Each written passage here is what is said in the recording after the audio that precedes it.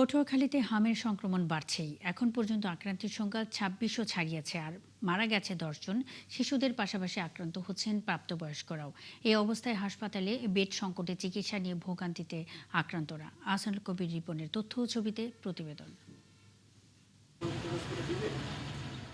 পটুয়াখালী জেলায় চলতি বছরের মার্চ মাস থেকে হামের সংক্রমণ বাড়তে শুরু করে। এই অবস্থায় রোগীদের চিকিৎসায় ৬০ বেডের হাম আইসোলেশন ওয়ার্ড চালু করা হয়। কিন্তু গত মে মাসে সংক্রমণ বেড়ে যাওয়ায় হাসপাতালে রোগীর চাপ বাড়তে থাকে। এতে জায়গা না পেয়ে মেঝে ও বারান্দায় রোগীদের চিকিৎসা দেওয়া হয়। চলতি মাসেও ১৫০ জন রোগী হাসপাতালে ভর্তি হয়।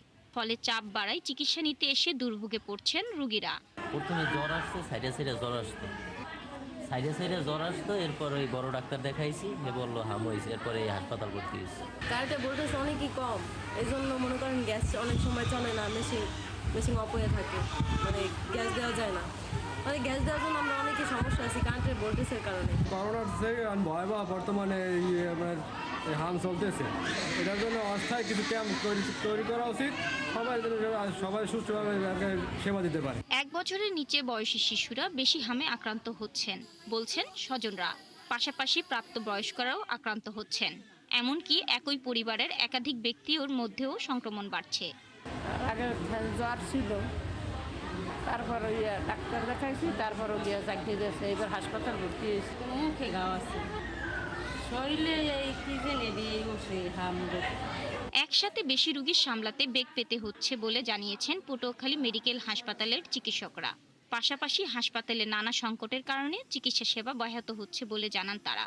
গত এক সপ্তাহ ডাটা মানে আমরা যদি অ্যানালাইসিস করি, আমরা দেখতে পাচ্ছি যে যেই পরিবারের শিশু আক্রান্ত হচ্ছে তাদের মা বাবা বা স্বজন যারা আসলে ওই বাচ্চার যত্নের কাজে নিয়োজিত থাকে, ইভেন আমার এখানে আছে মাও আক্রান্ত, তার পাশে তার একটা বাচ্চা আক্রান্ত, আর একটা বাচ্চা আক্রান্ত, একই ফ্যামিলির ৩ জন ৪ জন। জেলা সিভিল সার্জন জানান, বর্তমানে হাম পরিস্থিতি সহনীয় পর্যায়ে আছে, আর সংক্রমণ নিয়ন্ত্রণে শিশুদের টিকা কার্যক্রম অব্যাহত রয়েছে।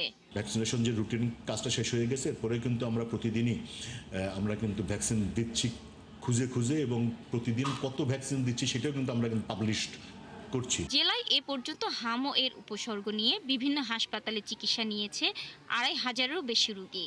এর মধ্যে শুধু পটুয়াখালী ২৫০ শয্যা মেডিকেলেই চিকিৎসা নিয়েছে ২০০০-এর বেশি। শাকিলা সিথি, ৭১। পটুয়াখালীতে হামের সংক্রমণ বৃদ্ধি নিয়ে বিস্তারিত জানাতে যুক্ত হচ্ছেন আহসানুল কবির রিপন। হাম পরিস্থিতি মোকাবেলায় স্বাস্থ্য অধিদপ্তর থেকে কোনো পদক্ষেপ কি নেওয়া হয়েছে কিনা, এবং এ বিষয়ে চিকিৎসকরা কি বলছেন? আপনি যেমনটা বলছিলেন যে পটুয়াখালীতে হামের প্রাদুর্ভাবটা কিন্তু বরিশাল বিভাগের মধ্যে সবচেয়ে বেশি পরিলক্ষিত হয়েছে। তো এ পর্যন্ত পটুয়াখালী মোট ২৭২১ জন আক্রান্ত হয়ে বিভিন্ন হসপিটালে চিকিৎসা নিয়েছে। আর যে গত ২৪ ঘন্টায় নতুন ২৬ জন বিভিন্ন হাসপাতালে ভর্তি হয়েছে। আর এই মুহূর্তে বিভিন্ন হাসপাতালে মোট চিকিৎসাধীন রয়েছে ১৮৫ জন।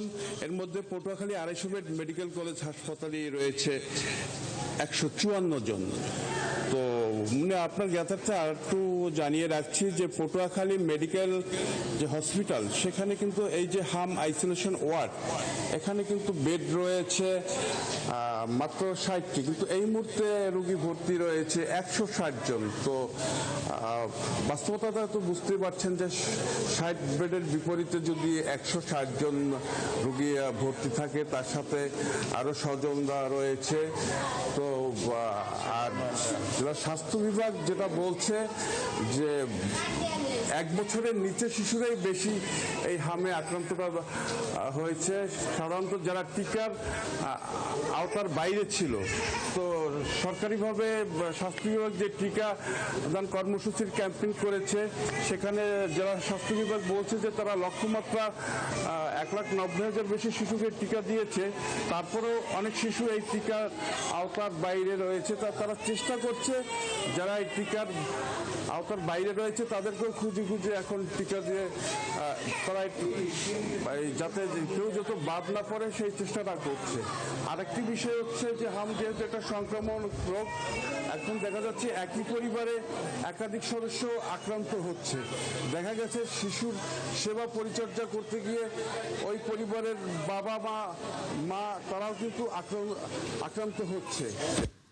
আহসানুল কবির রিপন, আপনি আছেন, সঙ্গেই থাকবেন, খবর রাখতে থাকুন। পটুয়াখালীতে হামের সংক্রমণ বৃদ্ধি নিয়ে বিস্তারিত জানাতে আহসানুল কবির রিপন আমাদের সঙ্গে এতক্ষণ যুক্ত ছিলেন।